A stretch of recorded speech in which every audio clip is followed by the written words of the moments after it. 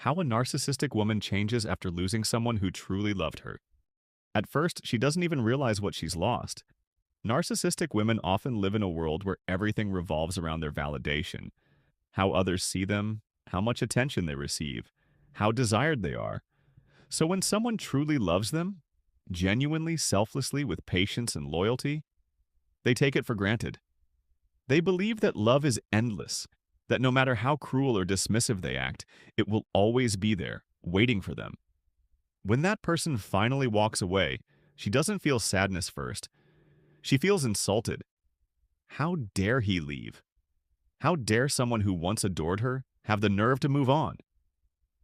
That's the first stage. Outrage disguised as indifference.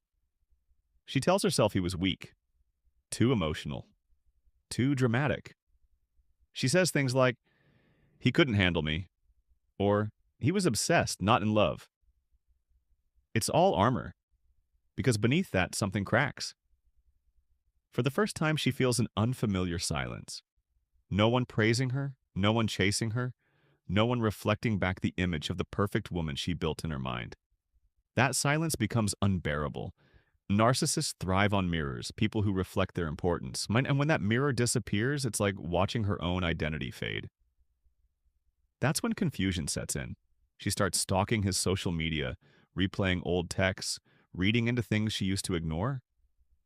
She won't admit it, but she's wondering, was I the problem? Still, she can't face that truth yet. So she does what narcissists do best. She seeks supply. She finds distractions, new people, attention online, maybe even rebounds that flatter her ego. For a while, it works. She posts pictures meant to look like she's thriving. She laughs louder, dresses better, and acts like she's unbothered. But when the new attention fades, when no one seems to care the way he did, a strange emptiness begins to spread. Because deep down, she knows this new attention is hollow. Those people don't see her soul, they just see her surface. And suddenly the man who once loved her, with patience, depth, and understanding, starts to seem like the only person who ever really saw beyond her mask. That realization hits her late at night. It's not loud, it's quiet. The kind of silence that hums in your chest. She remembers how he used to listen when she talked about her dreams, how he understood her moods before she could explain them, how he believed in the real her, the one she buried under pride and fear. And now she starts to feel something she thought she was incapable of. Regret. Not just because she lost someone, but because she realizes she destroyed the very thing she secretly wanted. Unconditional love. This is the turning point. Some narcissistic women double down. They can't face guilt, so they rewrite history. They convince themselves he was never that special that she could find better.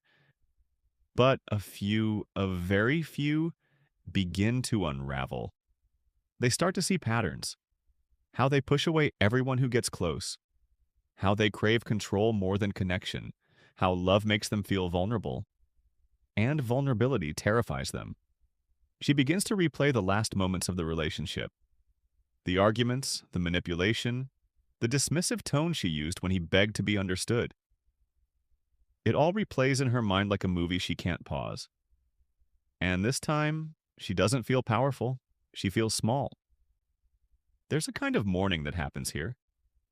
Not for the relationship itself, but for the version of herself she could have become if she had learned how to love properly. She realizes he didn't leave to punish her. He left to save himself. And now she's left to face the wreckage of her own reflection. The irony is, narcissistic women often spend their lives chasing admiration, yet they push away the one person who gave them something far deeper: understanding. And when that understanding is gone, she feels something she's never felt before: irrelevance. The spotlight she lived under goes dark. At this stage, she might try to come back. She'll reach out, subtly at first. A text, a memory, just checking on you. But her tone is different now. The pride has cracks. The mask doesn't fit as well. She might even apologize. Not fully, not perfectly, but enough to test if he'll return. Because what she's really craving isn't love, it's redemption. She wants to prove she's still worth being loved, but often by the time she realizes this, it's too late. The person she lost has already healed. He's already seen the pattern, learned the lesson, and closed that door. That rejection cuts deeper than anything she's ever felt. For a narcissistic woman, nothing wounds her ego more than being forgotten by someone who once adored her. She thought she'd always have power over his emotions, that she could walk away and he'd always be there. But when she sees that he's happy without her, something inside her collapses. That's when the final transformation begins. Because for the first time, she has to sit with herself. Not the image she shows the world, but the lonely, insecure, frightened part of her she's spent years running from. In that solitude, a mirror appears. Not the kind that flatters, but the kind that reflects truth. She starts to see the patterns. How she used love like a weapon. How she tested people's loyalty instead of appreciating it. How she confused control with security. It's painful. It's humiliating. But in rare cases, it's also awakening. Because losing someone who truly loved her becomes the one thing powerful enough to pierce her armor. She realizes that love isn't a tool. It's a mirror. And she's been breaking everyone that tried to show her who she really was. Now, if she grows from it, that depends. Some narcissistic women never change. They simply hide their pain behind new facades. But others, the ones who finally face the emptiness head-on, begin to change in subtle but profound ways. She becomes quieter, less performative, more observant. She starts noticing how she talks to people, how she treats them. She might still crave validation, but now she knows it's never enough. For the first time, she's not chasing attention. She's chasing peace. And maybe, just maybe, she understands that love is not something to be won. It's something to be cherished. In the end, the loss of someone who truly loved her becomes her greatest teacher. Because narcissism is built on illusion. The illusion of power, beauty, and control. But love?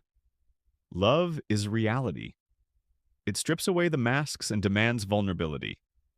And when she finally loses the one person who saw her truth and stayed, she learns the hardest lesson of all. Attention isn't love, and love isn't guaranteed.